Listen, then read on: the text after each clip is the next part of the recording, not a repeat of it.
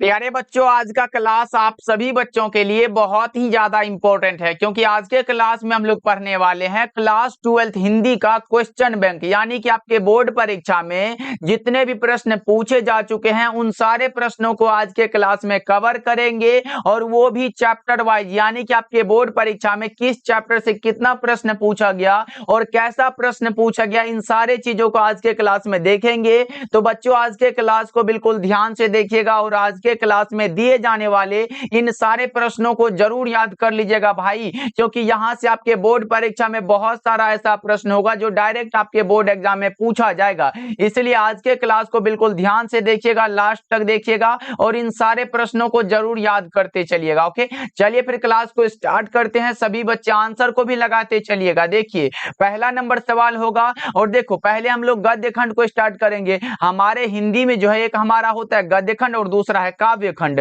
तो हम पहले गद्य खंड से स्टार्ट करते हैं, और गद्य खंड का पहला नंबर चैप्टर जो है वो आपके सामने है, इसलिए आंसर को लगाते चलिएगा। पहला नंबर जो चैप्टर है जिसका कि नाम क्या है, बातचीत, आज उसी का पहले जो हम स्टार्ट करते हैं। देखिए, पहला नंबर सवाल इस चैप्टर का जो है आपके सामने है, लगाते चलना आंसर को। देखिए, पहला नंबर सवाल पूछा गया है कि बालकृष्ण भट्ट किस युग के रचनाकार है। आपको पता होगा बालकृष्ण भट्ट के अगर युग पूछे तो भारतेंदु युग के रचनाकार है। कई बार हमने बता भी चुका है बच्चा पार्टी। इस क्लास को एकदम शांति दिमाग से देख लो भाई, बहुत इंपॉर्टेंट होने वाला है। देखिए, करेक्ट आंसर हमारा ऑप्शन नंबर ए होगा। चलो आगे बढ़ते हैं, अगला नंबर सवाल देखिए। दूसरा नंबर सवाल पूछा गया, बालकृष्ण भट्ट के पिता का नाम क्या था। बालकृष्ण भट्ट के पिताजी का नाम था बेनी प्रसाद भट्ट और माताजी का नाम था पार्वती देवी। ये हमने कई बार बता चुका है बच्चा पार्टी, तो ये सब गलत मत करना। चलो आगे बढ़ते हैं, तीसरा नंबर सवाल देखिए। तीसरा नंबर सवाल देखिए, दमयंती स्वयंवर किस लेखक की रचना। इस चैप्टर से यह भी प्रश्न पूछा गया, दमयंती स्वयंवर किस लेखक की रचना है। तो आपको भी पता होगा सर बालकृष्ण भट्ट की यह रचना है, तो 3 का right answer option number C हो जाएगा। चलिए अगला नंबर सवाल देखिए। फोर्थ नंबर सवाल है, बातचीत शीर्षक निबंध के निबंधकार कौन है। हमारे साथ आंसर को लगाते चलो, जिससे कि आप लोगों का रिवीजन होते चलेगा। देखिए, बातचीत शीर्षक निबंध के निबंधकार का नाम है बालकृष्ण भट्ट, सही जवाब ऑप्शन नंबर बी हो जाएगा। आगे बढ़ते हैं, अगला नंबर सवाल देखिए। पांचवा नंबर सवाल है, बालकृष्ण भट्ट किस काल के रचनाकार हैं। अगर काल पूछे तो हमने बता चुका है भाई, आधुनिक काल। देखो, ये युग वाला और काल वाला दोनों पूछ लिया गया, इसलिए याद रखिएगा आप लोग। चलिए 6 नंबर सवाल देखिए, क्या पूछा गया है, बातचीत साहित्य की कौन सी विधा है। बातचीत जो पाठ है वो क्या है, तो एक प्रकार का निबंध है, आपको भी हमने बता चुका है। करेक्ट आंसर आपका क्या होगा, ऑप्शन नंबर सी हो जाएगा। चलो 7 नंबर सवाल देखिए, क्या पूछा गया है, बातचीत शीर्षक निबंध के अनुसार रस का समुद्र किन की बातचीत में उमड़ा चला जाता है। तो 2 हम सहेलियों की बातचीत में। राइट आंसर 7 का ए हो जाएगा। फटाफट से आंसर को लगाते चलो, रिवीजन करते चलो। चलो आगे बढ़ते हैं, 8 नंबर सवाल देखिए। 8 नंबर सवाल पूछा गया, बालकृष्ण भट्ट की रचना निम्नलिखित में कौन सी है। निम्न में कौन सी रचना है जो बालकृष्ण भट्ट की रचना है, तो बातचीत वाला सही हो जाएगा, जो कि एक प्रकार का क्या है, तो निबंध है। चलो 9 नंबर सवाल देखिए, पूछा गया है। 9 नंबर सवाल है, 100 आजान एक सुजान नामक उपन्यास के उपन्यासकार कौन है। 100 आजान एक सुजान एक प्रकार का उपन्यास है, उपन्यासकार का नाम है बालकृष्ण भट्ट, सही जवाब ऑप्शन नंबर सी हो जाएगा। चलो इस चैप्टर से हमारा 9 गो ऑब्जेक्टिव पूछा गया, जो कि कंप्लीट हो चुका है। अब हमारा दूसरा नंबर चैप्टर जो स्टार्ट होने जा रहा है, जिसका की नाम है क्या बच्चा पार्टी, उसने कहा था, और ये लिखा गया है चंद्रधर शर्मा गुलेरी जी के द्वारा, इसलिए ये याद रखोगे। दूसरा नंबर चैप्टर का जो पहला नंबर सवाल है वो आपके सामने है, बताते चलो। तेरी कुरमाई हो गई का किस कहानी से संबंध है। तेरी कुरमाई हो गई, लहना सिंह जो लड़की से बार बार पूछता था, कौन सा, सूबेदारनी से, उसने कहा था कहानी में आया है कि नहीं। करेक्ट आंसर बी हो जाएगा। चलिए दूसरा नंबर सवाल देखिए, पूछा जा रहा है कि हिंदी कहानी के विकास में मील का पत्थर कौन सी कहानी मानी जाती है, तो उसने कहा था, जो कि चंद्रधर शर्मा गुलेरी के द्वारा दिया गया। चलो तीसरा नंबर सवाल देखिए, चंद्रधर शर्मा गुलेरी की कौन सी कहानी है, तो अभी हमने बताया। देखो, एक ही प्रश्न को कितना बार घुमा फिरा के पूछा जा रहा है बच्चा पार्टी, इसलिए भटक मत जाना, गलत हो जाएगा। चलो आगे बढ़ते हैं, 4th नंबर सवाल देखिए क्या कह रहा है।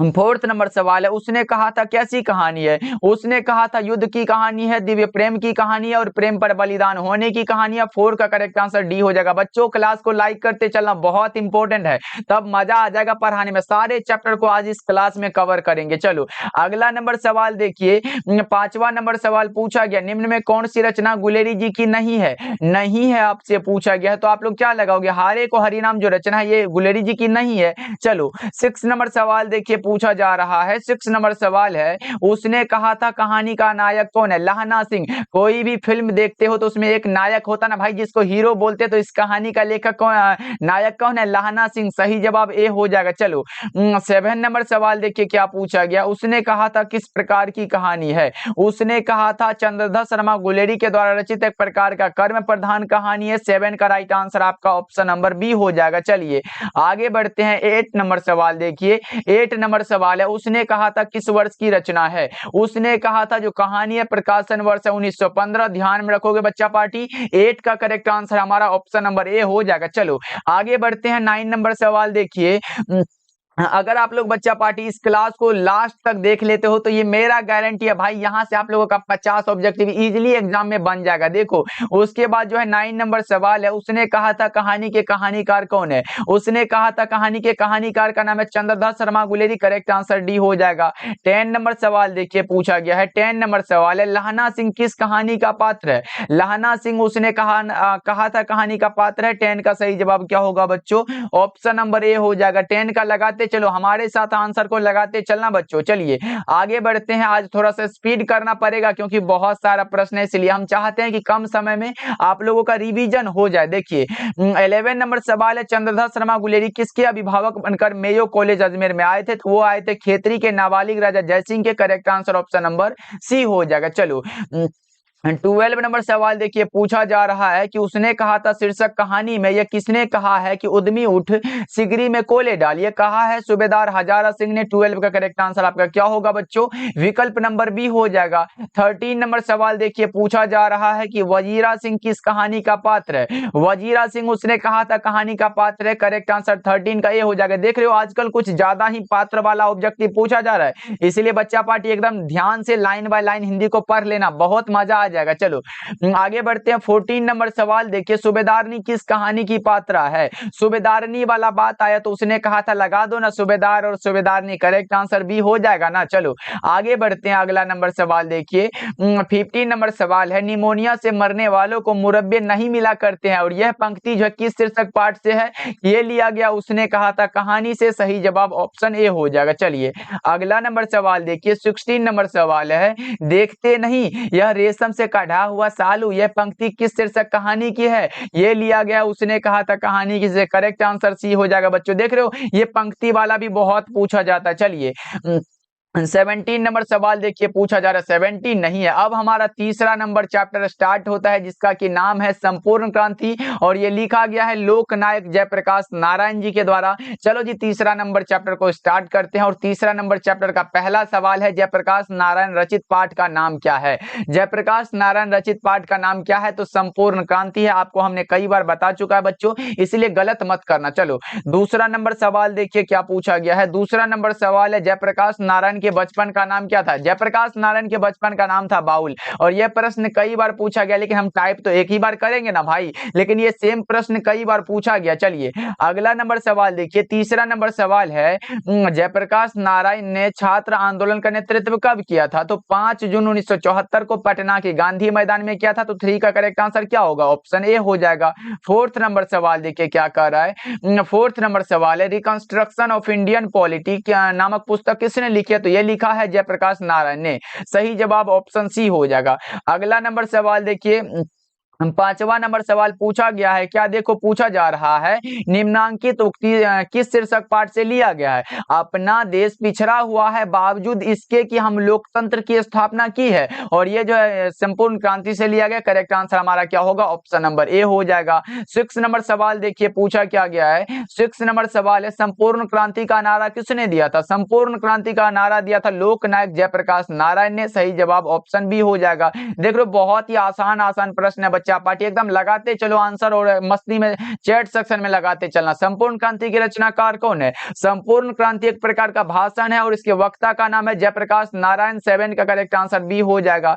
8 नंबर सवाल की ओर बढ़ते हैं। 8 नंबर सवाल है, जयप्रकाश नारायण मार्क्सवादी कब बने थे? लोकनायक जयप्रकाश नारायण मार्क्सवादी जो बने थे, ये कब बने थे? 8 का करेक्ट आंसर जल्दी जल्दी से बता दो बच्चा पार्टी। ये 1922 में बने थे। करेक्ट आंसर क्या होगा? सॉरी 24 में बने थे भाई, मार्क्सवादी है 24 में बने थे। 8 का करेक्ट आंसर सी हो जाएगा। चलो आगे बढ़ते हैं। 9 नंबर सवाल देखिए क्या पूछा गया है। 9 नंबर सवाल है, जयप्रकाश नारायण का पुकार नाम क्या? पुकारे जाने वाला जो नाम है वो कौन सा है बताओ? वो है बाउल। जयप्रकाश नारायण के बचपन का नाम बाउल था भाई, पुकारना भी वही होता, देख रहे हो ना, किसी का नाम प्रिंस है तो घर में कुछ और भी नाम से बुलाया जाता है उसको, इसी प्रकार से हो जाता। चलो आगे बढ़ते हैं। 10 नंबर सवाल देखिए क्या कर रहा है। 10 नंबर सवाल है, व्यक्तियों से नहीं हमें तो नीतियों से झगड़ा है, सिद्धांतों से झगड़ा है और कार्यों से झगड़ा है। यह संभाषण किस समाजवादी लेखक का है? तो यह लिखा गया है लोकनायक जयप्रकाश नारायण जी के द्वारा। 10 का correct answer option number A हो जाएगा। चलिए 11 नंबर सवाल पूछा गया, शिक्षा प्राप्ति के लिए अमेरिका कौन गए थे? तो लोकनायक जयप्रकाश नारायण जी गए थे। सही जवाब ऑप्शन नंबर सी हो जाएगा। आसान आसान प्रश्न लगाते चलो। 12 नंबर सवाल देखिए। 12 नंबर सवाल पूछा गया है, बिहार में हिंदी की वर्तमान स्थिति विषय पर लेख के लिए किसे सर्वोच्च पुरस्कार प्राप्त हुआ था? वे थे Jayaprakash Narayan ji. Correct answer D हो जाएगा। 12 का क्या होगा बच्चों? ऑप्शन नंबर डी हो जाएगा। चलिए अब हमारा 4th नंबर चैप्टर स्टार्ट होता है जिसका की नाम है अर्धनारीश्वर, और यह लिखा किसके द्वारा गया है? तो रामधारी सिंह दिनकर जी के द्वारा। जरूर याद रखोगे, जिसे हम लोग राष्ट्र कवि के नाम से भी जानते हैं। देखिए पहला नंबर सवाल है कि अर्धनारीश्वर शीर्षक पाठ के लेखक कौन है? अर्धनारीश्वर जो पाठ है ये लिखा गया है रामधारी सिंह दिनकर जी के द्वारा। किसके द्वारा बच्चों? रामधारी सिंह दिनकर के द्वारा ये लिखा गया। चलो अगला नंबर सवाल देखिए, दिनकर जी को निम्न में से कौन सा पुरस्कार दिया गया था? रामधारी सिंह दिनकर को पुरस्कार दिया गया था पद्म भूषण वाला, और भी पुरस्कार दिया गया था जैसे उर्वशी के लिए ज्ञानपीठ पुरस्कार और संस्कृति के 4 अध्याय के लिए साहित्य अकादमी का पुरस्कार। ये भी याद रख लेते हो, बहुत इंपॉर्टेंट है। चलो आगे बढ़ते हैं। तीसरा नंबर सवाल देखिए, अर्धनारीश्वर कल्पित रूप है किसका? अर्धनारीश्वर शंकर और पार्वती का कल्पित रूप है। बच्चा पार्टी जितने भी नए नए जुड़ रहे हो सब्सक्राइब करते चलिएगा, और क्लास को तो भाई जरूर याद कर लाइक कर देना। क्लास को याद से एकदम लाइक करते चलना, तब मजा आ जाता है पढ़ाने में, इसलिए जल्दी जल्दी से क्लास को लाइक कर दीजिएगा। चलिए 4th नंबर सवाल देखिए क्या पूछा गया है, ज्ञानपीठ पुरस्कार से सम्मानित रचना कौन सी है? तो वो हमारा उर्वशी हो जाएगा, जो कि दिनकर जी को दिया गया था। करेक्ट आंसर ए हो जाएगा। चलिए 5वां नंबर सवाल पूछा जा रहा है, दिनकर जी की रचना कौन सी है? तो दिनकर जी की रचना का नाम है अर्धनारीश्वर। रोजज्ञ जी की रचना जूठन ओम प्रकाश वाल्मीकि की रचना है, और ओ सदानीरा जगदीश चंद्र माथुर की रचना। चलिए 6 नंबर सवाल देखिए, अर्धनारीश्वर शीर्षक पाठ हिंदी साहित्य की कौन सी विधा है? तो अर्धनारीश्वर एक प्रकार का निबंध है। निबंधकार का नाम अभी हमने बताया कि रामधारी सिंह दिनकर जी है। चलो अगला नंबर सवाल देखिए, 7 नंबर सवाल है, रामधारी सिंह दिनकर किस विश्वविद्यालय में उपकुलपति के पद पर रहे हैं? कौन से? भागलपुर विश्वविद्यालय के। करेक्ट आंसर आपका ऑप्शन ए हो जाएगा। चलो जी अगला नंबर सवाल देखिए, 8 नंबर सवाल है कि अर्धनारीश्वर शीर्षक निबंध में शंकर और पार्वती का किस प्रकार का रूप वर्णित है? तो हमने बताया है कि शंकर और पार्वती का कल्पित रूप है। करेक्ट आंसर सी हो जाएगा 8 का। 9 नंबर सवाल देखो क्या रहा है। 9 नंबर सवाल नहीं है भाई, 5वां नंबर चैप्टर स्टार्ट हो चुका है जिसका नाम है रोज। रोज जो चैप्टर है, जो कि सच्चिदानंद हीरानंद वात्स्यायन जी के द्वारा लिखा गया एक प्रकार का कहानी है, याद रखोगे आप लोग। चलिए देखिए पहला नंबर सवाल है आपके सामने, बताओ पहला नंबर सवाल जो पूछा जा रहा है कि मालती किस कहानी की पात्रा है? मालती जो है वो किस कहानी की पात्रा है? जल्दी जल्दी से बता दो। तो मालती रोज कहानी की पात्रा है। सही जवाब क्या होगा बच्चों? ऑप्शन नंबर बी हो जाएगा। सारे बच्चे याद रखोगे, करेक्ट आंसर आपका बी हो जाएगा। चलो अगला नंबर सवाल देखिए क्या पूछा गया है। दूसरा नंबर सवाल है, निम्न में से किस कहानी में गैंग्रीन का उल्लेख है? गैंग्रीन का जो उल्लेख है वो है किसमें? तो आपको पता होना चाहिए, रोज कहानी में गैंग्रीन का उल्लेख है, लिखा गया है अज्ञे जी के द्वारा। चलो जी तीसरा नंबर सवाल देखिए पूछा जा रहा है कि अज्ञे के पिताजी का नाम क्या था? अज्ञे के पिताजी का नाम था डॉक्टर हीरानंद शास्त्री, और माताजी का जो नाम था आपको पता होना चाहिए, माताजी का नाम था वैंती देवी। चलो आगे बढ़ते हैं। 4th नंबर सवाल देखिए। 4th नंबर सवाल है, रोज कहानी के कहानीकार कौन है? रोज एक प्रकार का कहानी है, कहानीकार का नाम है सच्चिदानंद हीरानंद वात्स्यायन। अगे करेक्ट आंसर ए हो जाएगा। चलो 5वां नंबर सवाल देखिए पूछा गया, मालती के पति का नाम क्या था? मालती के पति का जो नाम था वो महेश्वर नाम था, सबको पता होना चाहिए। और इसके बच्चे का जो नाम था वो क्या था बच्चा पार्टी?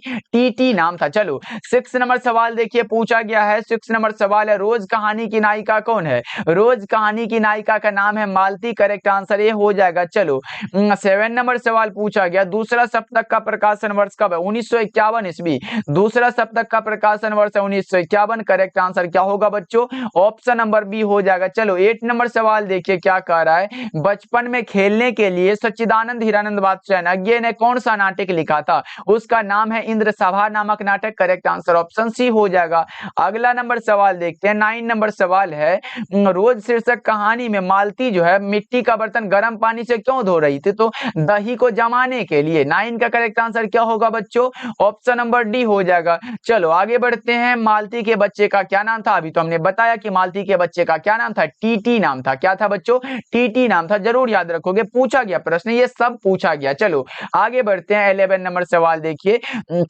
11 नंबर नहीं, चैप्टर नंबर 6 स्टार्ट होता है जिसका कि नाम है एक लेख और एक पत्र, और ये लिखा गया भगत सिंह के द्वारा। जरूर याद रखोगे। करेक्ट आंसर जो होगा लगाते चलना। अब देखो ये हमारे सामने पहला नंबर सवाल जो है आपके सामने दे दिया गया है कि बताओ एक लेख और एक पत्र में भगत सिंह ने किसको पत्र लिखा है? तो सुखदेव के नाम पत्र लिखा है। करेक्ट आंसर ए हो जाएगा। अगला नंबर सवाल देखिए, दूसरा नंबर सवाल है कि एक लेख और एक पत्र शीर्षक पाठ के लेखक कौन है? एक लेख और एक पत्र शीर्षक पाठ के लेखक का नाम है Bhagat Singh. Correct answer C हो जाएगा बच्चों। देख रहे हो आसान आसान प्रश्न पूछा गया है, और जो है लास्ट में हम बता देंगे ये सब कहां से। देखो भाई, अगर लेखक का नाम जितना है याद कर लेते हैं गद्य खंड और काव्य खंड का, तो आपका ऐसे ही 2-4 मार्क्स ऐसे ही कंप्लीट हो जाएगा। चलो अगला नंबर सवाल देखिए। अगला नंबर सवाल तीसरा नंबर सवाल होगा कि एक लेख और एक पत्र शीर्षक पाठ क्या है? एक लेख और एक पत्र भगत सिंह के द्वारा लिखा हुआ एक प्रकार का ऐतिहासिक पत्र है। करेक्ट आंसर ए हो जाएगा। 4th नंबर सवाल देखते हैं क्या कह रहा है। भगत सिंह के पिता का नाम क्या था? भगत सिंह के पिताजी का नाम था सरदार किशन सिंह, और माताजी का क्या नाम था बच्चों? माताजी का भी नाम याद रखिएगा, विद्यावती नाम था माताजी का। चलो आगे बढ़ते हैं। अगला नंबर सवाल देखिए। 5वां नंबर सवाल पूछा गया है, भगत सिंह का जन्म कब हुआ था? 28 सितंबर 1908 को, 28 सितंबर 1907 को। करेक्ट आंसर क्या होगा बच्चों? ऑप्शन नंबर ए हो जाएगा। चलो जी 6 नंबर सवाल देखिए पूछा जा रहा है कि जब देश के भविष्य का निर्णय हो रहा हो तो व्यक्तियों के भाग्य को पूर्णतया भुला देना चाहिए, किस पाठ की उक्ति है? तो ये लिया गया है एक लेख और एक पत्र से, जो कि भगत सिंह ये कहते हैं। ओके चलो आगे बढ़ते हैं। 7 नंबर सवाल देखिए पूछा जा रहा है क्या, भगत सिंह की रचना निम्न में से कौन है? निम्नलिखित में कौन सी रचना है जो भगत सिंह की है? तो आपको पता होना चाहिए कि एक लेख और एक पत्र भगत सिंह के द्वारा लिखा गया है। याद रखिएगा आप लोग। चलिए अगला नंबर सवाल देखिए। अगला नंबर सवाल नहीं, अगला नंबर चैप्टर आ चुका है कि ओ सदा निरा। अब हमारा ओ सदा निरा चैप्टर स्टार्ट हो रहा है, जो कि जगदीश चंद्र माथुर के द्वारा लिखा गया। भाई सारे चैप्टर को करेंगे, एकदम शांति से बैठ जाओ और क्लास को एकदम अच्छे से देखो, ध्यान से देखो, कहीं नजर भटकाना मत, नहीं तो क्वेश्चन निकल जाएगा। देखो ये पूछा गया, ओ सदा निरा शीर्षक निबंध में वर्णित मन कैसे ताल है? तो गहरे और विशाल। करेक्ट आंसर डी हो जाएगा। चलो जी आगे बढ़ते हैं। अगला नंबर सवाल देखो। दूसरा नंबर सवाल है कि ओ सदा निरा किस विद्या के अंतर्गत है? ओ सदा निरा एक प्रकार का निबंध है, निबंधकार का नाम हम बताए तो जगदीश चंद्र माथुर हो जाएगा। ओके चलो अगला नंबर सवाल देखिए। तीसरा नंबर सवाल पूछा जा रहा है कि बहुजन संप्रेषण के माध्यम पुस्तक किसने लिखी है? तो यह लिखा है जगदीश चंद्र माथुर ने। करेक्ट आंसर भी होगा। चलो जी 4th नंबर सवाल को देखते हैं क्या कह रहा है। 4th नंबर सवाल है, इनमें कौन सी रचना जगदीश चंद्र माथुर की है? जगदीश चंद्र माथुर की रचना का नाम है ओ सदा निरा, जो कि एक प्रकार का निबंध है, जो कि लिखा गया जगदीश चंद्र माथुर जी के द्वारा लिखा गया। चलो आगे बढ़ते हैं। 5वां नंबर सवाल देखिए कि ओ सदा निरा शीर्षक पाठ के लेखक कौन है? ओ सदा निरा एक प्रकार का निबंध है, निबंधकार का नाम है जगदीश चंद्र माथुर। कितना बार हमने बता चुका है। करेक्ट आंसर आपका ऑप्शन सी हो जाएगा। चलो जी 6 नंबर सवाल देखिए पूछा गया है, देखो आपके सामने है, बताओ ओ सदा निरा शीर्षक पाठ के अनुसार सन 1962 की बाढ़ का दृश्य जिन्होंने देखा है उन्हें रामचरितमानस में किसके क्रोध रूपी नदी की बाढ़ याद आई होगी? वही माता केकई के एकदम क्रोध रूपी। करेक्ट आंसर सी हो जाएगा। जिन्होंने इसी के क्रोध के कारण भगवान श्री राम को जो है वनवास हुआ था, इसीलिए याद रखोगे। Correct answer option number C हो जाएगा। चलो जी आगे बढ़ते हैं। अगला नंबर सवाल देखो। 7 नंबर सवाल है कि ओ सदा निरा पाठ के अनुसार गांधी जी ने आश्रम विद्यालय कहां कहां पर स्थापित किया था? तो यह किया था बरहरवा, मधुबन और भितिहरवा में। करेक्ट आंसर क्या होगा बच्चों? 7 का डी हो जाएगा। चलो अगला नंबर सवाल देखिए। अगला प्रश्न पूछा गया है कि धागरों को 18वीं शताब्दी के अंत में किस कार्य के लिए लाया गया था? धागर मतलब क्या होता है भाई? भारे का मजदूर। इसको लाया गया था नील की खेती के लिए। करेक्ट आंसर हमारा ऑप्शन ए हो जाएगा। चलो आगे बढ़ते हैं। 9 नंबर सवाल देखिए कि गंडक नदी की चर्चा किस शीर्षक पाठ में है? गंडक नदी की चर्चा जो है वो है ओ सदानीराम में, जो कि जगदीश चंद्र माथुर के द्वारा लिखा गया एक प्रकार का क्या है बच्चों? निबंध है। अगर पूछे ओ सदानीराम क्या है? निबंध है, याद रखोगे आप लोग। चलो अगला नंबर सवाल देखिए। 10 नंबर सवाल है कि तिनकठिया प्रथा का संबंध किससे है? तो तिनकठिया प्रथा का संबंध है नील की खेती से। करेक्ट आंसर सी हो जाएगा। चलो जी अगला नंबर सवाल देखिए। अगला नंबर सवाल है कि आपस में धागर किस भाषा में बात करते थे? तो मिश्रित ओराव भाषा में। किसमें बच्चों? मिश्रित ओराव भाषा में। करेक्ट आंसर आपका 11 का सी हो जाएगा। ओके चलो बच्चा पार्टी क्लास समझ आ रहा है? यस नो बताते भी चलना, क्लास को लाइक करते चलना। 8 नंबर चैप्टर है कि सिपाही की मां, जो कि लिखा गया है मोहन राकेश के द्वारा और यह एक प्रकार का एकांकी है। जरूर याद रख लो, सिपाही की मां एकांकी है। एकांकीकार का नाम मोहन राकेश है और चैप्टर स्टार्ट होता है। अब देखो पहला नंबर सवाल है,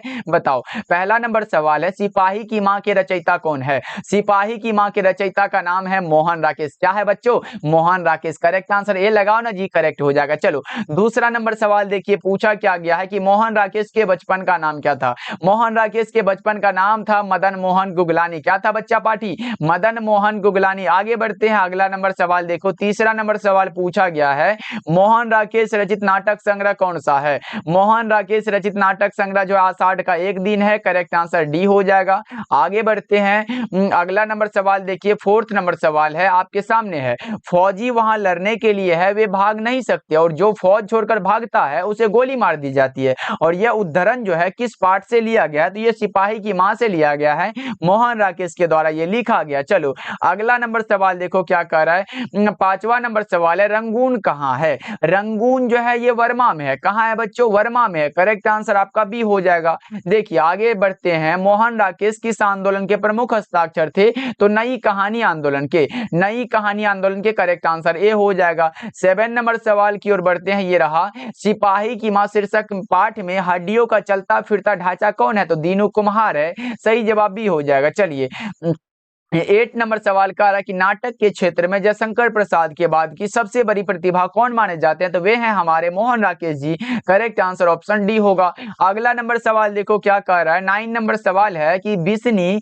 किस एकांकी की पात्रा है? बिस्नी जो है सिपाही की मां एकांकी की पात्रा है। 9 का correct answer option number A हो जाएगा। बच्चा पार्टी सारे प्रश्नों को जरूर याद रखोगे। मोहन राकेश का जन्म कहाँ हुआ था? मोहन राकेश का जो जन्म स्थान है वो कहाँ है? जल्दी जल्दी से बता दो। 10 नंबर सवाल का जवाब बच्चा पार्टी जल्दी से बताओ क्या होगा इसका सही जवाब? आप लगाओगे सर, क्या लगाओगे? अमृतसर पंजाब में हुआ था भाई। करेक्ट आंसर सी लगाओ ना। 10 का क्या होगा बच्चों? ऑप्शन नंबर सी हो जाएगा। सारे के सारे बच्चे याद रखोगे। चलो अगला नंबर सवाल देखो क्या कह रहा है। 11 नंबर सवाल है मुन्नी डाक गाड़ी के पीछे क्यों जाती है? मुन्नी डाक गाड़ी के पीछे जाती है चिट्ठी लेने के लिए। करेक्ट आंसर ए हो जाएगा। चलो अगला नंबर सवाल देखिए। 12 नंबर सवाल है सिपाही की मां शीर्षक पाठ साहित्यिक विधा क्या है? सिपाही की मां जो है वो क्या है? एकांकी हमने बता चुका है, मोहन राकेश के द्वारा दिया गया। चलो आगे बढ़ते हैं। 13 नंबर सवाल देखिए। मानक जो है बिस्नी से दूध की जगह क्या मांगता है? पानी मांगता है। सही जवाब ऑप्शन ए होगा। चलो 14 नंबर सवाल पूछा गया जानवर और जानवर शीर्षक रचना किसकी है? जानवर और जानवर मोहन राकेश की रचना है। राइट आंसर ऑप्शन बी होगा। चलो अगला नंबर सवाल देखिए क्या कह रहा है। सिपाही की मां शीर्षक एकांकी मुन्नी की अवस्था क्या है? मुन्नी की जो उम्र थी वो 14 वर्ष है भाई। करेक्ट आंसर डी लगाओ। 15 का क्या होगा बच्चों? ऑप्शन नंबर डी होगा। सारे बच्चे क्या करोगे? याद रखोगे। अगला नंबर चैप्टर स्टार्ट होता है प्रगीत और समाज, जो कि लिखा गया है नामवर सिंह के द्वारा। प्रगीत और समाज एक प्रकार का निबंध है, नामवर सिंह के द्वारा लिखा गया। याद रखोगे। और पहला नंबर सवाल आपके सामने भी दिया गया कि नामवर सिंह द्वारा लिखित प्रगीत और समाज क्या है? प्रगीत और समाज एक प्रकार का निबंध है, जो अभी हमने बताया। करेक्ट आंसर आपका क्या होगा? ऑप्शन बी होगा। चलो जी अगला नंबर सवाल देखो। दूसरा नंबर सवाल है आलोचना त्रैमासिक के प्रधान संपादक कौन थे? नामवर सिंह थे। 2 का करेक्ट आंसर सी होगा। चलो आगे बढ़ते हैं। तीसरा नंबर सवाल देखिए कि प्रगीत और समाज शीर्षक पाठ के अनुसार आचार्य रामचंद्र शुक्ल के काव्य सिद्धांत के आदर्श क्या थे? तो प्रबंध काव्य थे। करेक्ट आंसर आपका ऑप्शन डी होगा। चलो जी अगला नंबर सवाल देखिए क्या पूछा गया। फोर्थ नंबर सवाल है 20वीं सदी में प्रगीतात्मकता का दूसरा उन्मेष कैसे हुआ था? तो वो हुआ था रोमांटिक उत्थान के साथ। Correct answer option number B होगा।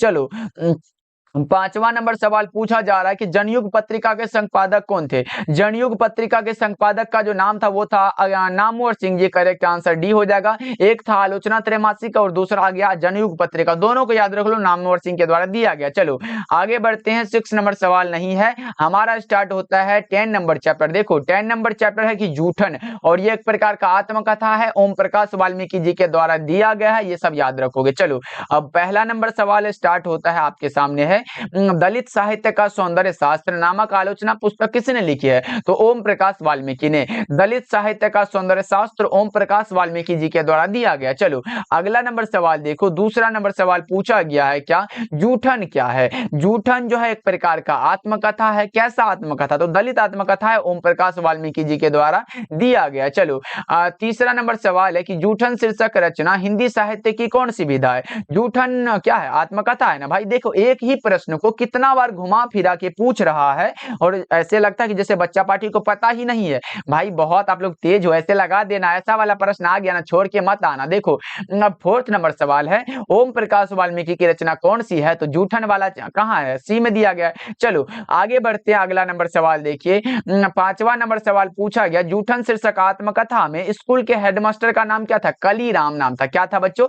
कलीराम। करेक्ट आंसर आपका ए हो जाएगा। चलो आगे बढ़ते हैं। 6 नंबर सवाल देखिए क्या पूछा गया है। ओम प्रकाश वाल्मीकि को डॉक्टर अंबेडकर राष्ट्रीय पुरस्कार कब दिया गया था? तो ओम प्रकाश वाल्मीकि को 1993 ईस्वी में डॉक्टर अंबेडकर राष्ट्रीय पुरस्कार दिया गया था, जरूर याद रखोगे। और परिवेश सम्मान 1995 में दिया गया था। चलो 7 नंबर सवाल पूछा जा रहा है कि ओम प्रकाश और सुखदेव सिंह त्यागी किस शीर्षक पाठ के पात्र है? तो ये जूठन चैप्टर में आए भाई। करेक्ट आंसर ये लगाओ ना, जो कि ओम प्रकाश वाल्मीकि जी के द्वारा दिया गया। चलो अगला नंबर सवाल देखो।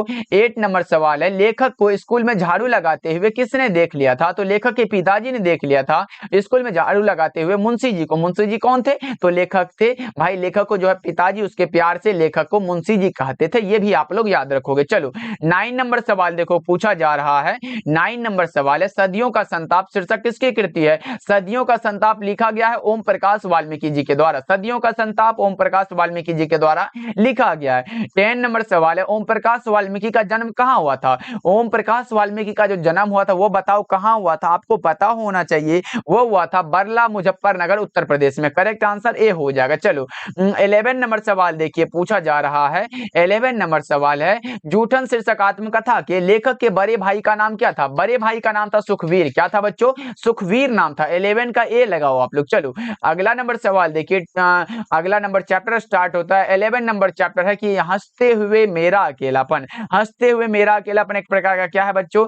हंसते हुए मेरा अकेलापन डायरी है और ये मलिया जी के द्वारा लिखा गया है। और पहला नंबर चैप्टर स्टार्ट होता है। अब देखो पहला नंबर चैप्टर है कि मलियज की रचना नहीं है। अब आप लोग बताओगे निम्नलिखित में कौन सी रचना है जो मलियज की नहीं है? तो आपको पता होगा सर ना आने वाला कल तो ये मोहन राकेश की रचना, ये नहीं होगा। सदियों का संताप ओम प्रकाश वाल्मीकि के द्वारा लिखा गया, ये भी नहीं होगा। बकलम खुद नामवर सिंह के द्वारा लिखा गया, ये भी नहीं होगा। होगा कौन सा? इनमें से कोई नहीं। करेक्ट आंसर डी हो जाएगा। चलो अगला नंबर सवाल देखिए पूछा क्या गया है। अगला नंबर सवाल है हंसते हुए मेरा अकेलापन किस विधा की रचना है? हंसते हुए मेरा अकेलापन डायरी है, जो कि हमने पहले ही बता चुका है। चलो तीसरा नंबर सवाल देखिए। तीसरा नंबर सवाल पूछा गया है जख्म पर धूल शीर्षक कविता किसकी रचना है? जख्म पर धूल जो रचना है ये लिखा गया किसके द्वारा? मलिया जी के द्वारा। सही जवाब ऑप्शन बी हो जाएगा। 4th नंबर सवाल देखिए क्या पूछा गया है कि आदमी यथार्थ को जीता ही नहीं यथार्थ को रचता भी है, और यह जो है कथन किस लेखक का है? तो मलिया जी का। भाई आसान आसान प्रश्न लगाते चलो, याद करते चलो। चलो आगे बढ़ते हैं। 5वां नंबर सवाल पूछा जा रहा है कि निम्नलिखित में कौन रचना मलिया जी की है? मलिया जी की जो रचना है वो है संवाद और एकालाप। क्या है बच्चों? संवाद और एकालाप। चलो 6 नंबर सवाल देखिए पूछा जा रहा है क्या? 6 नंबर सवाल है कि तिरीच 6 नंबर नहीं भाई 12 नंबर चैप्टर है कि तिरीच और उदय प्रकाश जी के द्वारा ये लिखा गया है। पहला नंबर चैप्टर और पहला नंबर सवाल है ये रहा आपके सामने। सवाल नंबर 1 है कि उदय प्रकाश का जन्म कब हुआ था। तो आपको भी पता होगा उदय प्रकाश जी का जो जन्म हुआ था वो हुआ था 1 जनवरी 1952 को। करेक्ट आंसर ए हो जाएगा। चलो अब दूसरा नंबर सवाल देखिए क्या पूछा गया है। दूसरा नंबर सवाल है तिरीच किस प्रकार की रचना है। तिरीच जो रचना है ये आधुनिक त्रासदी है। करेक्ट आंसर ऑप्शन ए हो जाएगा, एक प्रकार का कहानी है। तीसरा नंबर सवाल देखिए बच्चा पार्टी क्या कह रहा है। तीसरा नंबर सवाल पूछा जा रहा है कि तिरीच शीर्षक पाठ के लेखक के पिताजी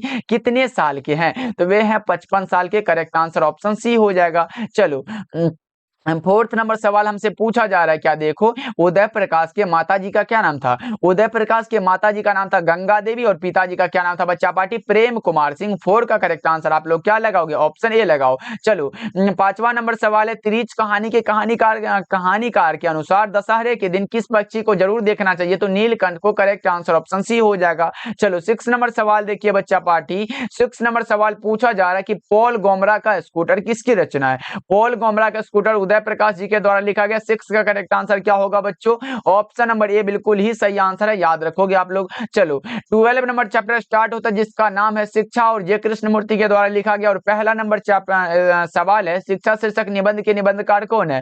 जे कृष्णमूर्ति जी है। जे कृष्णमूर्ति का पूरा नाम पूछे तो जिद्दू कृष्णमूर्ति लगाना आप लोग। चलो दूसरा नंबर सवाल है कि लीडबेटर की नजर में जे कृष्णमूर्ति क्या थे, विश्व शिक्षक थे। क्या थे बच्चा पार्टी, विश्व शिक्षक थे। चलो अगला नंबर सवाल देखो क्या पूछा जा रहा है। तीसरा नंबर सवाल है जहां भय है वहां मेधा नहीं हो सकती है। और यह पंक्ति जो किस शीर्षक पाठ की है, ये लिया गया शिक्षा चैप्टर से जो कि जे कृष्णमूर्ति के द्वारा लिखा गया। जरूर याद रखोगे, एक प्रकार का संभाषण है यानी कि शिक्षा शास्त्र है। चलो अगला नंबर सवाल देखिए। 4th नंबर सवाल है जे कृष्णमूर्ति का पूरा नाम क्या है। जे कृष्णमूर्ति का जो पूरा नाम है वो है कौन सा, Jiddu Krishnamurti. Correct answer B हो जाएगा, याद रखिएगा आप लोग। चलो जी अगला नंबर सवाल देखिए। 5वां नंबर सवाल पूछा गया शिक्षा शीर्षक पाठ के अनुसार सत्य की खोज तभी संभव है जब क्या हो, स्वतंत्रता हो, जब हम पूर्ण रूप से स्वतंत्र हो। चलो अगला नंबर सवाल देखो।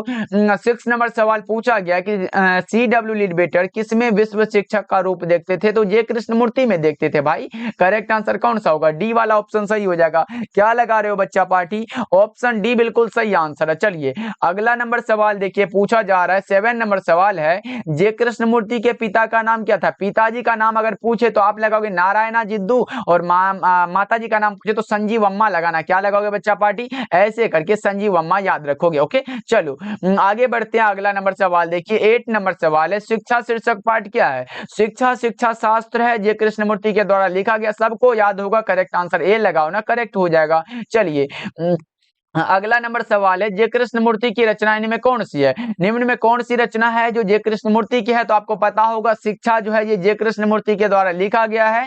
9 का correct answer option number A होगा। सभी बच्चे जरूर याद रखोगे। 10 नंबर सवाल देखिए। और 10 नंबर सवाल नहीं, हमारा काव्य खंड स्टार्ट होने वाला है। देखो हमारा गद्य खंड जो है पूरा हो चुका भाई, इसमें कोई दिक्कत नहीं है कि एक भी प्रश्न छोड़ा हूं, ऐसा नहीं है। सारे प्रश्नों को कवर किया गया था। गद्य खंड खत्म हुआ, अब हमारा स्टार्ट होता है काव्य खंड। देखो काव्य खंड में पहला नंबर चैप्टर है जिसका कि नाम क्या है, करवक है। और ये लिखा गया है मलिक मोहम्मद जायसी के द्वारा। पहला नंबर सवाल आपके सामने है, करवक किसकी रचना है। तो मलिक मोहम्मद जायसी की रचना है। जायसी जी की रचना कौन सी है, करवक है। करेक्ट आंसर आपका ऑप्शन नंबर बी होगा। चलो दूसरा नंबर सवाल देखो क्या कह रहा है। दूसरा नंबर सवाल है इनमें कौन सी रचना इनमें कौन प्रेम के पीर के कवि हैं। प्रेम के पीर के कवि माने जाते हैं मलिक मोहम्मद जायसी। 2 का correct answer option number A हो जाएगा बच्चा पार्टी। तो ये सब भूल मत जाना। चलो तीसरा नंबर सवाल पूछा गया जायसी किस शाखा के कवि हैं। मलिक मोहम्मद जायसी माने जाते हैं प्रेम के पीर के कवि यानी कि प्रेम मार्गी शाखा हो जाएगा। 3 का क्या होगा बच्चों, ऑप्शन नंबर बी होगा। चलो 4th नंबर सवाल देखिए। चित्ररेखा किस कवि की रचना है। चित्ररेखा भी मलिक मोहम्मद जायसी की रचना है। मलिक मोहम्मद जायसी की रचना है मेरे भाई। करेक्ट आंसर ए हो जाएगा। चलो 5वां नंबर सवाल देखिए पूछा जा रहा है कि जायसी किस भाषा के कवि थे। मलिक मोहम्मद जायसी जी अवधी भाषा के कवि थे। किस भाषा के बच्चों, अवधी भाषा के। करेक्ट आंसर बी होगा। चलो जी आगे बढ़ते हैं। 6 नंबर सवाल देखिए। जायसी की रचना निम्न में से कौन है। जायसी जी की रचना का नाम है करवक वाला। करवक क्योंकि छप्पा नाभादास, कवित भूषण और उषा शमशेर बहादुर सिंह की रचना है। तो ये सब हमारा नहीं होगा, करेक्ट आंसर ए हो जाएगा। चलो 7 नंबर सवाल देखिए क्या पूछा गया है। 7 नंबर सवाल नहीं, दूसरा नंबर चैप्टर स्टार्ट होता है। दूसरे चैप्टर का नाम है पद, जो कि सूरदास के द्वारा लिखा गया। किसके द्वारा बच्चों, सूरदास के द्वारा लिखा गया, एक हमारा पद जो है वो तुलसीदास के द्वारा लिखा गया। और अभी तो हमारा ये हो रहा है, देखो पहला नंबर सवाल पूछा गया कि सूरदास किस भाषा के कवि हैं। सूरदास जी ब्रज भाषा के महान कवि माने जाते हैं। करेक्ट आंसर आपका ऑप्शन बी हो जाएगा। ये सभी प्रश्न पूछा गया बच्चा पार्टी, अगर आप लोग लाइन बाय लाइन पढ़ते हो ना तो एक भी प्रश्न नहीं छूटेगा, ये मेरा गारंटी है। तो चैनल पे सब्सक्राइब कर लो और जाके सभी देख लो आप लोग। चलो अगला नंबर सवाल देखो, दूसरा नंबर सवाल पूछा गया, देखो क्या कह रहा है, हिंदी साहित्य का सूर्य किसे कहा जाता है। हिंदी साहित्य का सूर्य कहा जाता है सूरदास को। किसे कहा जाता है बच्चों, सूरदास को कहा जाता है। चलो अगला नंबर सवाल देखो क्या कह रहा है, सूर सागर के कवि कौन है। सूर सागर के कवि का नाम है सूरदास। सूर सागर सूरदास के द्वारा लिखा गया बच्चा पार्टी, याद रखोगे, करेक्ट आंसर भी हो जाएगा। चलो फोर्थ नंबर सवाल है, जागिए ब्रजराज कुंवर कवल कुसुम फूले, यह पंक्ति किस शीर्षक कविता से कृष्ण को जगाने की है। तो बताओ कौन सा होगा, सूरदास के पद से लिया गया, क्योंकि सूरदास जी कृष्ण भक्ति शाखा के कवि है, जबकि तुलसीदास जी राम भक्ति शाखा के कवि है। जरूर याद रखोगे आप लोग। चलो जी आगे बढ़ते हैं, पांचवा नंबर सवाल आपसे पूछा जा रहा है, निम्नलिखित में कौन कवि सगुन भक्ति धारा के है। तो सगुन भक्ति धारा के हैं सूरदास। सगुन भक्ति धारा के कौन है बच्चा पार्टी, सूरदास, याद रखिएगा। चलिए आगे बढ़ते हैं, 6 नंबर सवाल पूछा जा रहा है। 6 नंबर सवाल है, देख रहे हो बहुत कम प्रश्न आया। देखो गद्य खंड से बहुत ज्यादा प्रश्न था, लेकिन काव्य खंड से कुछ कम ही प्रश्न पूछे जाते हैं, इसलिए दोनों को एकदम याद कर लो। हिंदी को मैं मतलब मानो मेरी तो हिंदी को पूरा खत्म कर डालो भाई, लाइन बाय लाइन पढ़ते चलो, कम से कम 2 बार खत्म कर लो ना हिंदी को अपने से पढ़ के, उसके बाद देखते हैं कहां छूट जाता है ऑब्जेक्टिव और सब्जेक्टिव। देखिए तीसरा नंबर चैप्टर स्टार्ट होता है अब। पद जो है ये तुलसीदास के द्वारा लिखा गया है और ये पहला नंबर सवाल भी आपके सामने दिया गया है। तो बता दो ना, बरबय रामायण किसकी रचना है। बरबय रामायण जो रचना ये लिखा गया है तुलसीदास जी के द्वारा। किसके द्वारा बच्चा पार्टी, तुलसीदास के द्वारा। चलो दूसरा नंबर सवाल पूछा जा रहा है कि तुलसीदास की पत्नी का नाम क्या था। तुलसीदास की पत्नी का नाम था रत्नावली। क्या था बच्चा पार्टी, रत्नावली। करेक्ट आंसर भी हो जाएगा। अगर माता जी का नाम पूछे तो दूसरा चीज लगा दोगे, क्या, हुलसी, याद रखना आप सब। चलो आगे बढ़ते हैं, तीसरा नंबर सवाल देखो, तुलसीदास के दीक्षा गुरु कौन थे। शिक्षा गुरु थे शेष सनातन, दीक्षा गुरु थे नरहरि दास। करेक्ट आंसर भी हो जाएगा। चलो फोर्थ नंबर सवाल देखिए, तुलसीदास किस काल के कवि हैं। तुलसीदास के अगर काल पूछा गया हो तो भक्ति काल, क्योंकि हमने बताया है आपके काव्य खंड के शुरू के 4 कवि कौन कौन, मलिक मोहम्मद जैसी, सूरदास, तुलसीदास और नाभादास। ये दास वाले जो हैं ये भक्ति काल में आते हैं। भूषण जी रीति काल में है और नीचे जितने भी कवि बच गए वो सारे के सारे आधुनिक काल में है। देखो अब हमारे सामने अगला नंबर सवाल है, 5वां नंबर सवाल, तुलसीदास के बचपन का नाम क्या था। तुलसीदास के बचपन का नाम राम बोला था। बहुत इंपॉर्टेंट है, हर एक बार पूछा जाता है ये प्रश्न। चलो आगे बढ़ते हैं, 6 नंबर सवाल देखिए क्या कह रहा है, गोस्वामी तुलसीदास हिंदी के कैसे महाकवि हैं। गोस्वामी तुलसीदास हिंदी के जातीय महाकवि है बच्चों। करेक्ट आंसर 6 का ये लगाओ ना, बिल्कुल सही हो जाएगा। चलो आगे बढ़ते हैं, 7 नंबर सवाल देखो क्या कह रहा है, गीतावली किसकी रचना है। गीतावली जो रचना है ये लिखा गया है तुलसीदास जी के द्वारा। किसके द्वारा बच्चा पार्टी, तुलसीदास के द्वारा लिखा गया। करेक्ट आंसर सी हो जाएगा। चलो 8 नंबर सवाल देखिए पूछा जा रहा है, 8 नंबर सवाल है, नाम ले भरे उदर एक प्रभु दासी दास कहाई। नाम लेने से क्या भरता भाई, उदर मतलब पेट भर जाता है। एक प्रभु दासी दास यानी कि माता सीता का दास कौन, तुलसीदास जी। और यह पंक्ति जो है किस शीर्षक कविता से, तो तुलसीदास के पद से लिया गया। करेक्ट आंसर सी हो जाएगा। चलो आगे बढ़ते हैं, 9 नंबर सवाल है, हिंदी साहित्य का समन्वयवादी कवि किसे माना जाता है। हिंदी का समन्वयवादी कवि तुलसीदास को कहा जाता है। हिंदी साहित्य का सूर्य सूरदास को कहा जाता है। प्रेम के पीर के कवि जायसी जी को कहा जाता है और कवियों के कवि शमशेर बहादुर सिंह को कहा जाता है। ये तो हमने कई बार बता चुका, इसलिए ये सब भूल मत जाना। चलो 10 नंबर सवाल है, 10 नंबर सवाल पूछा गया है, तुलसीदास का सर्वश्रेष्ठ महाकाव्य कौन है। तुलसीदास का सर्वश्रेष्ठ महाकाव्य है कामायनी। कौन सॉरी रामचरितमानस है। क्या है बच्चा पार्टी, रामचरितमानस। 10 का correct answer option number C हो जाएगा। बिल्कुल ही सही आंसर है, सारे बच्चे याद रखोगे। तुलसीदास का सर्वश्रेष्ठ महाकाव्य है रामचरितमानस। ओके चलो आगे बढ़ते हैं, अगला नंबर सवाल देखो, 11 नंबर सवाल पूछा गया है, किस कवि का मूल नाम राम बोला था। देखो राम बोला अगर पूछे ना तो राम बोला तुलसीदास के बचपन का नाम था। भाई कई बार हमने बता चुका है तुलसीदास के बचपन का जो नाम था वो क्या था बच्चा पार्टी, राम बोला था। Correct answer option number A हो जाएगा। चलो अगला नंबर सवाल देखिए, 12 नंबर सवाल है, तुलसीदास का अस्थाई निवास कहाँ है। तुलसीदास का जो अस्थाई निवास है वो कहाँ है बताओ आप लोग, तो वो काशी में है। कहाँ है बच्चों, काशी में है। Correct answer option number B हो जाएगा। चलो जी आगे बढ़ते हैं, अगला नंबर सवाल देखिए, 13 नंबर सवाल है, 13 नंबर सवाल नहीं, 4th नंबर चैप्टर स्टार्ट होता है और हमारे सामने की छप्पय जो है ये नाभा दास की रचना है। और आपको याद रखना है छप्पय जो 6 पंक्तियों का छंद है, याद रखना है। जो लगाते चलिएगा आंसर को। देखिए पहला नंबर सवाल पूछा जा रहा है कि भक्तमाल किसकी रचना है। भक्तमाल जो रचना है ये नाभा दास की रचना। भक्तमाल आए, अष्टयाम आए, छप्पय आए, ये सब नाभा दास की रचना है। करेक्ट आंसर क्या होगा बच्चों? ऑप्शन नंबर ए बिल्कुल सही आंसर हो जाएगा। चलो आगे बढ़ते हैं, अगला नंबर सवाल देखिए। दूसरा नंबर सवाल है, नाभा दास का काव्य रचना क्षेत्र कौन सा था? नाभा दास का जो काव्य रचना क्षेत्र था उसका नाम क्या था बच्चा पार्टी? वो था हमारा वृंदावन। कौन था? वृंदावन। करेक्ट आंसर बी हो जाएगा। चलो तीसरा नंबर सवाल देखिए, नाभा दास के दीक्षा गुरु कौन थे? दीक्षा गुरु पूछा गया, स्वामी अग्रदास। नाभा दास के दीक्षा गुरु का जो नाम था वो था स्वामी अग्रदास। करेक्ट आंसर आपका ऑप्शन बी हो जाएगा। चलो आगे बढ़ते हैं, 4th नंबर सवाल देखिए, छप्पय के कवि कौन है? छप्पय जो है ये नाभा दास के द्वारा लिखा गया। छप्पय जो है नाभा दास के द्वारा लिखा गया। करेक्ट आंसर डी हो जाएगा। चलो अगला नंबर सवाल देखो, 5वां नंबर सवाल है, नाभा दास किसके समकालीन थे? नाभा दास समकालीन थे तुलसीदास के। नाभा दास किसके समकालीन थे बच्चा पार्टी? तुलसीदास के थे। चलो आगे बढ़ते हैं, 6 नंबर सवाल देखिए, पूछा जा रहा है नाभा दास किस प्रकार के भक्त कवि थे? नाभा दास सगुणोपासक राम भक्त कवि थे। करेक्ट आंसर हमारा 6 का ए हो जाएगा। क्या होगा बच्चों? 6 का correct answer option number A हो जाएगा। चलो छप्पय क्या है? छप्पय हमारा 6 पंक्तियों का छंद है। क्या है बच्चा पार्टी? छप्पय 6 पंक्तियों का छंद है, नाभा दास के द्वारा लिखा गया। चलो अगला नंबर सवाल देखो क्या पूछा गया है। अगला नंबर चैप्टर ही स्टार्ट हो रहा है, कवित्त। कवित्त जो है ये भूषण जी के द्वारा लिखा गया है। कवित्त क्या है बच्चा पार्टी?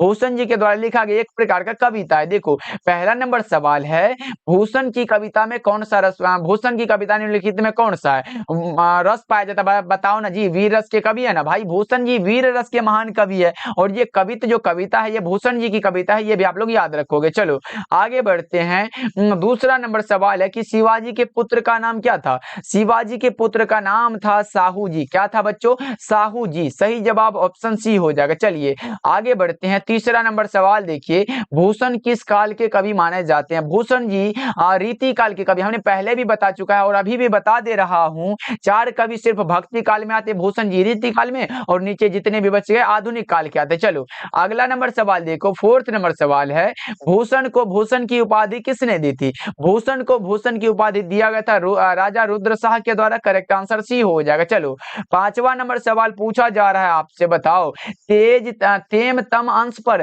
कान जिमी कंस पर यो मलिच वंश पर शेर शिवराज है। और यह पंक्ति किस शीर्षक कविता की है? तो यह लिया गया भूषण की कविता से, यानी कि कवित्व वाला चैप्टर से। करेक्ट आंसर ए हो जाएगा। चलो आगे बढ़ते हैं, अगला नंबर सवाल देखो, 6 नंबर सवाल है, शिवा बावनी के कितने मुक्तकों में छत्रपति शिवाजी की वीरता का बखान किया गया? तो 52 मुक्तकों में।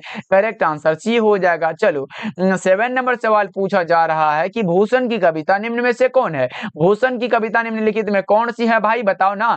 भूषण की कविता का नाम है कवित्व वाला चैप्टर। करेक्ट आंसर बी हो जाएगा। चलिए आगे बढ़ते हैं, अगला नंबर सवाल देखिए, 8 नंबर सवाल है, रत्नाकर त्रिपाठी किस कवि के पिता थे? रत्नाकर त्रिपाठी भूषण के पिता थे। करेक्ट आंसर जो होगा वो 8 का ए हो जाएगा। क्या होगा बच्चों? ऑप्शन नंबर ए हो जाएगा। चलिए अगला नंबर सवाल देखिए, अगला नंबर चैप्टर स्टार्ट हो रहा है तुमुल कोलाहल कला में। तुमुल कोलाहल कला में चैप्टर नंबर 6 है काव्य खंड का, और ये जयशंकर प्रसाद के द्वारा लिखा गया। और पहला नंबर सवाल आपके सामने है, बताओ।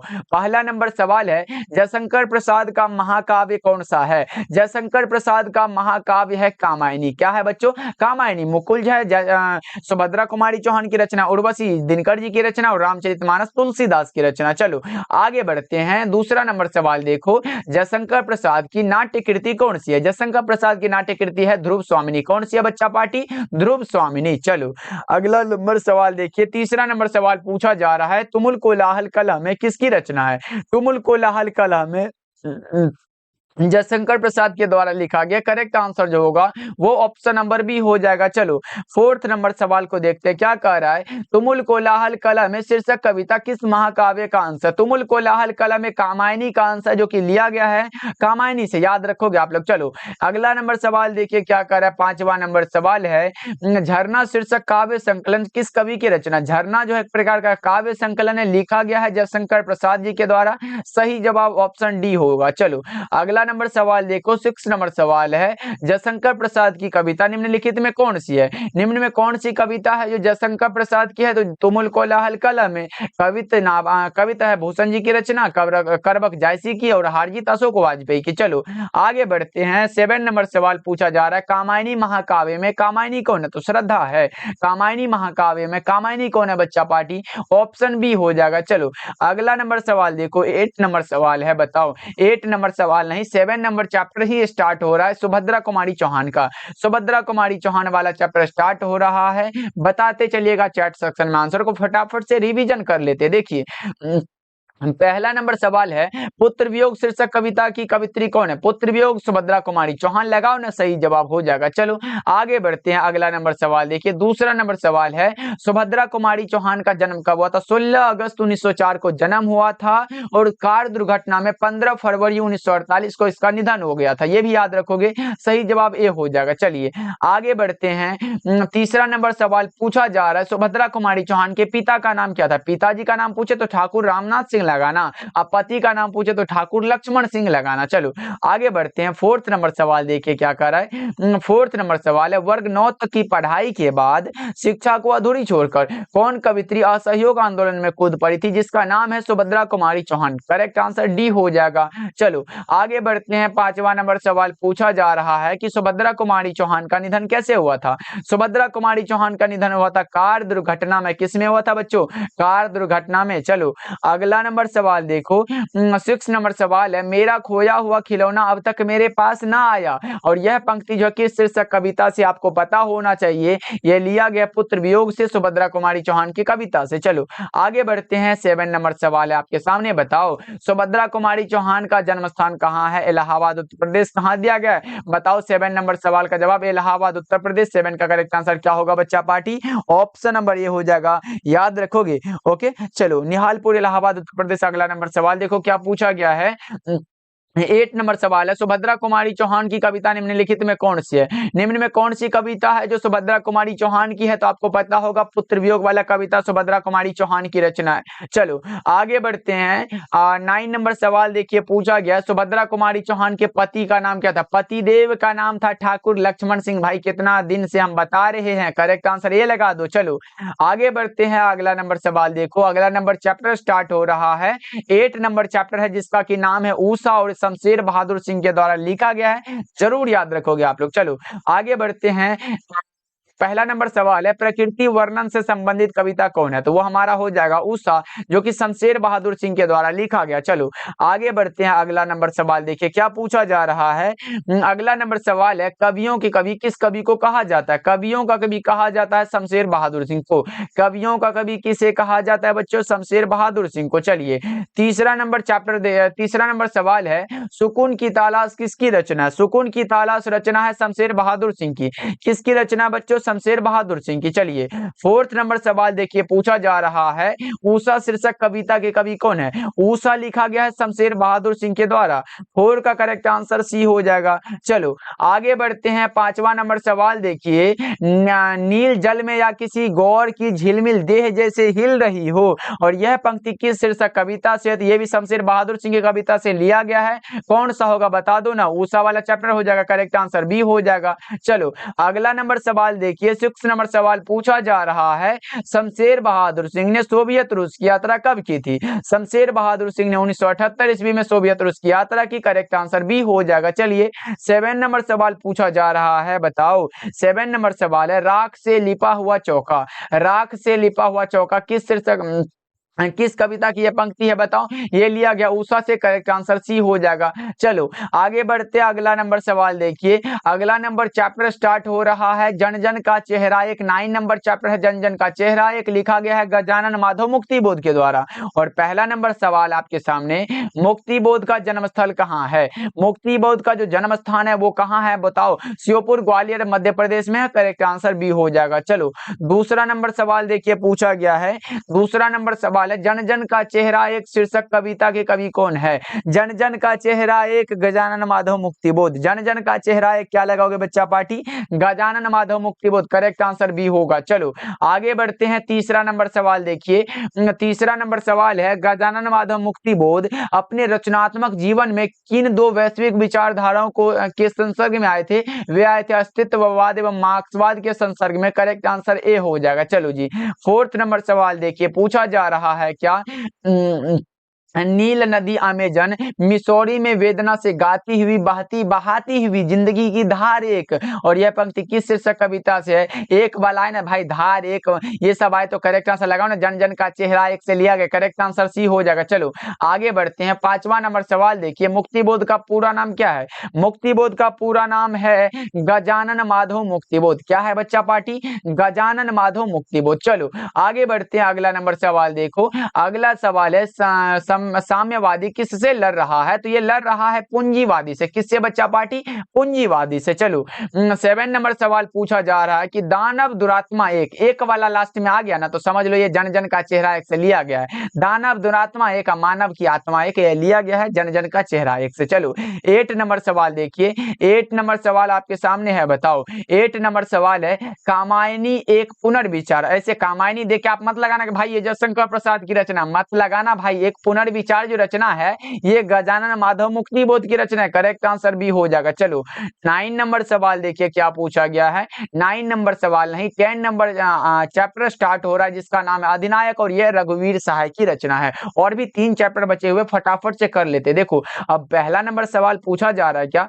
रघुवीर सहाय के पिताजी का नाम क्या था? रघुवीर सहाय के पिता का नाम अगर पूछे ना तो हरदेव सहाय लगाना। क्या लगाओगे? हरदेव सहाय। चलो अब दूसरा नंबर सवाल देखिए, पूछा जा रहा है क्या? लोग भूल गए हैं किसकी रचना है? लोग भूल गए हैं रचना है ये किसकी रचना है? रघुवीर सहाय के द्वारा लिखा गया। तो 2 का क्या लगाओगे बच्चा पार्टी? ऑप्शन नंबर डी हो जाएगा। चलो तीसरा नंबर सवाल देखिए, पूछा जा रहा है अधिनायक शीर्षक कविता किस पुस्तक से लिया गया है? अधिनायक जो लिया गया ये आत्महत्या के विरुद्ध से लिया गया, जो कि लिखा गया है रघुवीर सहाय के द्वारा। ये भी आप लोगों के दिमाग में होना चाहिए। चलो 4th नंबर सवाल देखिए, रघुवीर सहाय का जन्म स्थान कहाँ है? रघुवीर सहाय का जो जन्म स्थान है वो कहाँ है? लखनऊ उत्तर प्रदेश में। सही जवाब सी होगा। अगला नंबर सवाल देखो क्या कह रहा है। 5वां नंबर सवाल है, अधिनायक किस कवि की रचना है? अधिनायक रघुवीर सहाय की रचना है। अधिनायक किसकी है बच्चा पार्टी? रघुवीर सहाय की रचना। 5 का ए होगा। चलो आगे बढ़ते हैं, अगला नंबर सवाल देखो, लिखने का कारण शीर्षक निबंध किस लेखक की रचना? लिखने का कारण जो रचना है ये किसकी रचना है बताओ? ये रघुवीर सहाय की रचना है। लिखने का कारण रघुवीर सहाय की रचना है। चलो अगला नंबर सवाल देखिए, 7 नंबर सवाल है, रघुवीर सहाय की कविता निम्नलिखित में कौन सी है? तो वो हमारा हो जाएगा अधिनायक। अधिनायक रघुवीर सहाय की रचना है। करेक्ट आंसर सी होगा। चलो अगला नंबर सवाल देखिए, 8 नंबर सवाल है, हरचरना किस कविता का पात्र है? हरचरना जो है ये किस कविता का पात्र है? ये बताओ जल्दी जल्दी से।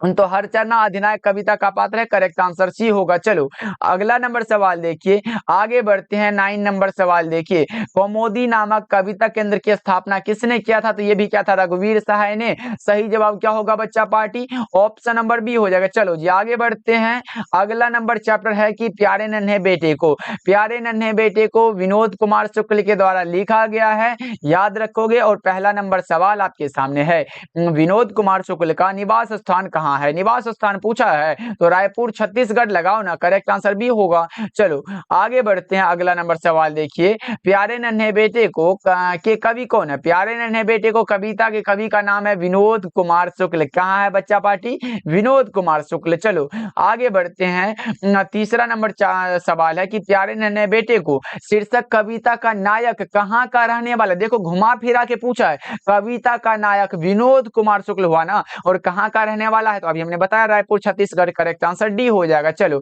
आगे बढ़ते हैं, 4th नंबर सवाल देखो। 4th नंबर सवाल है, विनोद कुमार शुक्ल की रचना, विनोद कुमार शुक्ल की किस रचना पर मनी कौल ने फिल्म बनाई थी? तो वो थी नौकर की कमीज। कौन सा बच्चा पार्टी? नौकर की कमीज रचना पर। चलो आगे बढ़ते हैं, 5वां नंबर सवाल नहीं, चैप्टर स्टार्ट हो रहा है। 12 नंबर चैप्टर है, अशोक वाजपेयी के द्वारा लिखित हार जीत जो कविता है एक प्रकार का गद्य कविता है, ये स्टार्ट हो रहा है। और पहला नंबर सवाल आपके सामने है। देखो पहला नंबर सवाल है कि किसकी विजय हुई, सेना की कि नागरिकों की। यह पंक्ति किस शीर्षक पाठ से लिया गया है, किसकी विजय हुई। भाई ये सब जो है ये लिया गया है हार जीत से। करेक्ट आंसर ये हो जाएगा। हार जीत किस में होता है, विजय जो है पराजय से किस में, हार जीत में होता है। चलो आगे बढ़ते हैं। दूसरा नंबर सवाल देखिए, अशोक वाजपेयी का मूल निवास कहाँ है। मूल निवास पूछा गया आप लोगों से, सागर मध्य प्रदेश। अशोक वाजपेयी का मूल निवास कहाँ है बच्चा पार्टी, सागर मध्य प्रदेश है। करेक्ट आंसर आपका ऑप्शन ए हो जाएगा। चलो अगला नंबर सवाल देखो, तीसरा नंबर सवाल है, हार जीत किस प्रकार की रचना है। हार जीत अशोक वाजपेयी के द्वारा लिखित एक प्रकार का गद्य कविता है। कौन सा बच्चा पार्टी, गद्य कविता है। चलो आगे बढ़ते हैं। फोर्थ नंबर सवाल देखिए, अशोक वाजपेयी का जन्म कब हुआ था। अशोक वाजपेयी का जन्म जो हुआ था ना, वो हुआ था 16 जनवरी 1941 को। कब हुआ था बच्चा पार्टी, 16 जनवरी 1941 को। करेक्ट आंसर सी होगा। चलो आगे बढ़ते हैं। पांचवा नंबर सवाल पूछा गया है, हार जीत शीर्षक कविता में मशक वाला क्या कर रहा है। मशक वाला सड़क सींच रहा था। करेक्ट आंसर ये लगाओ ना 5 का, ये बिल्कुल सही हो जाएगा। चलो आगे बढ़ते हैं। अगला नंबर देखिए सवाल है कि हार जीत कविता किस कविता संग्रह से लिया गया है। हार जीत लिया गया कहीं नहीं वहीं से। करेक्ट आंसर आपका ऑप्शन ए हो जाएगा। हार जीत किससे लिया गया बच्चा पार्टी, ऑप्शन नंबर ए कहीं नहीं वहीं से लिया गया। चलो 7 नंबर सवाल है, हार जीत शीर्षक गद्य कविता के रचनाकार कौन है। हार जीत जो रचना है एक प्रकार का गद्य कविता है और ये लिखा गया है अशोक वाजपेयी के द्वारा। किसके द्वारा बच्चों, अशोक वाजपेयी के द्वारा। सही जवाब ऑप्शन ए हो जाएगा। चलिए फिर 8 नंबर सवाल देखिए, पूछा जा रहा है क्या, इबादत में गिरी मात्राएं शीर्षक कविता संग्रह किसकी रचना है। इबादत में गिरी मात्राएं शीर्षक कविता संग्रह जो रचना है ये किसकी है बताओ। फटाफट से बता दो बच्चा पार्टी क्या होगा इसका सही जवाब। 8 नंबर सवाल का जवाब तो आप लगाओगे सर अशोक वाजपेयी की रचना है, लगा दो ना, बी हो जाएगा करेक्ट आंसर। चलो 9 नंबर सवाल देखिए, 9 नंबर सवाल पूछा जा रहा है, अशोक वाजपेयी ने कहां रहकर स्वतंत्र लेखन किया था। अशोक वाजपेयी ने दिल्ली में रहकर स्वतंत्र लेखन किया। सही जवाब 9 का बी होगा। चलो जी आगे बढ़ते हैं। अगला नंबर सवाल है, महात्मा गांधी अंतरराष्ट्रीय हिंदी विश्वविद्यालय के प्रथम कुलपति निम्न में से कौन रहे हैं। तो वे रहे हैं अशोक वाजपेयी जी। 10 का सही जवाब ऑप्शन ए हो जाएगा। याद रखोगे बच्चों। चलो आगे बढ़ते हैं। अगला नंबर सवाल है, समय के पास समय, समय के पास समय जो रचना है ये शीर्षक रचना किसकी है। ये लिया गया है अशोक वाजपेयी की रचना। करेक्ट आंसर बी हो जाएगा बच्चा पार्टी। समय के पास, अभी आप लोगों के पास समय नहीं है, बहुत कम समय बचा है भाई, इसी में तैयारी एकदम तबार तोड़ वाला करना। चलो आगे बढ़ते हैं। 12 नंबर सवाल नहीं है, 30 नंबर चैप्टर स्टार्ट हो रहा है, गांव का घर, जो कि ज्ञानेंद्र पति के द्वारा लिखा गया है। और ये भी हमारा क्या है, तो भाई ये हमारा क्या है, लास्ट चैप्टर है। जरूर याद रखना। देखो गांव का घर ज्ञानेंद्र पति के द्वारा लिखा गया है, याद रखना आप सब। देखो और पहला नंबर सवाल है, पंचायती राज में क्या खो गया है। पंचायती राज में खो गया है पंच परमेश्वर। क्या है बच्चा पार्टी, पंच परमेश्वर। करेक्ट आंसर सी होगा। चलो आगे बढ़ते हैं। दूसरा नंबर सवाल देखिए, ज्ञानेंद्र पति किस प्रशासनिक पद पर थे। ज्ञानेंद्र पति जो थे वो थे कारा अधीक्षक के पद पर। करेक्ट आंसर हमारा ऑप्शन नंबर सी हो जाएगा। चलो जी आगे बढ़ते हैं। तीसरा नंबर सवाल देखिए, ज्ञानेंद्र पति की कविता कौन है। निम्न में कौन सी कविता है जो ज्ञानेंद्र पति की है। तो गांव का घर वाला हो जाएगा ना, क्योंकि हार जीत अशोक वाजपेयी, अधिनायक रघुवीर सहाय और प्यारे ने बेटे को विनोद कुमार शुक्ल हो जाएगा। तो ये सब नहीं होगा। चलो आगे बढ़ते हैं। अगला नंबर सवाल देखिए, चौथा नंबर सवाल पूछा जा रहा है, गांव का घर शीर्षक कविता किसकी रचना है। गांव का घर ज्ञानेंद्र पति की रचना है, लेकिन ये किससे लिया गया है, तो संशयात्मा से लिया गया है। ओके चलो पांचवा नंबर सवाल देखिए, पूछा जा रहा है कि कवि ने कहा क्या है। कवि ने कहा जो रचना है ये क्या है बताओ। ये एक प्रकार का कविता संग्रह। कवि ने कहा कविता संग्रह है, किसके द्वारा लिखा गया, ज्ञानेंद्र पति के द्वारा। चलो 6 नंबर सवाल पूछा जा रहा है, क्या देखो गांव का घर कविता के कवि कौन है। गांव का घर के कवि हैं ज्ञानेंद्र पति। कहां दिया गया, ऑप्शन ए में दिया गया ना, लगा लो ना, 6 का ए हो जाएगा। चलो बच्चा पार्टी क्लास को अभी तक लाइक नहीं किया तो जरूर करना। और 7 नंबर सवाल की ओर बढ़ जाते हैं। हमारे सामने ये रहा प्रश्न, बताओ 7 नंबर सवाल है, सर्कस का प्रकाश बुलवा शहर से कितनी दूर से आने वाला है। तो 10 कोस दूर से। भाई करेक्ट आंसर ये हो जाएगा। 7 का ये लगा लो आप लोग। चलो जी 8 नंबर सवाल पूछा जा रहा है कि पंचायती राज में जैसे खो गए हैं पंच परमेश्वर, और यह पंक्ति किस शीर्षक कविता से है। तो पंचायती राज वाला किसमें है, गांव का घर वाला में। करेक्ट आंसर ये हो जाएगा बच्चा पार्टी। क्या लगाए हो, 8 का ए लगाना आप लोग। चलो आगे बढ़ते हैं। 9 नंबर सवाल देखो क्या पूछा गया है। 9 नंबर सवाल है, ज्ञानेंद्र ज्ञानेंद्रपति का जन्मस्थल कौन सा है? जन्म स्थान किसका? तो ज्ञानेंद्रपति का पथरगामा गोड्डा झारखंड। कहाँ है बच्चों? पथरगामा गोड्डा झारखंड में। करेक्ट आंसर 9 का हमारा ऑप्शन नंबर ए हो जाएगा। चलो अगला नंबर सवाल देखते हैं क्या कह रहा है। अगला नंबर सवाल देखो क्या कह रहा है। कवि ने कहा, शीर्षक रचना किसकी है? कवि ने कहा एक प्रकार का कविता संग्रह है और ये लिखा गया है ज्ञानेंद्रपति के द्वारा। किसके द्वारा बच्चा पार्टी? ज्ञानेंद्रपति के द्वारा। ओके चलो जी, अब हमारा लगता है खत्म हो चुका है सारा चैप्टर और काव्य खंड गद्य खंड सब के सब खत्म हो चुका है बच्चा पार्टी। तो बता दो आज का क्लास कैसा लगा? वैसे उम्मीद करता हूं कि बहुत अच्छा लगा होगा, इसलिए क्लास को लाइक कर दीजिएगा। चैनल पे पहली बार जुड़ रहे हो तो भाई सब्सक्राइब करके जुड़ जाओ ना हमारे साथ। अगर चाहते हो कि भाई डेली क्लास करना है, डेली क्लास करना चाहते हो तो डेली शाम के 6 बजे। कब बच्चा पार्टी? यहाँ पे लिख भी दे रहा हूँ, शाम के 6 बजे। कब जुड़ोगे? आपको याद रखना है शाम के 6 बजे जुड़ोगे। उसके बाद कब जुड़ोगे? उसके बाद शाम के 8 बजे भी जुड़ जाना भाई। 8 बजे, शाम के 6 बजे और 8 बजे जुड़ जाना, उसके बाद मजा आ जाएगा। डेली क्लास का टाइम हमारा यही है, इसलिए सब्सक्राइब करिएगा और चैनल पे पहली बार जुड़े हो तो सब्सक्राइब कर लीजिएगा और क्लास को लाइक कर दीजिएगा। देखो भाई हम उसी एनर्जी में अभी तक बने हैं जिस एनर्जी में क्लास को स्टार्ट किए थे, और आप लोगों का बहुत सारे बच्चे एनर्जी घट गया था, क्लास में आंसर ही नहीं लगा रहे थे। इसलिए कोई बात नहीं, हमारे साथ क्लास करने के लिए बहुत बहुत धन्यवाद बच्चा पार्टी, जुड़ने के लिए बहुत बहुत धन्यवाद। मिलते हैं फिर अगली क्लास में।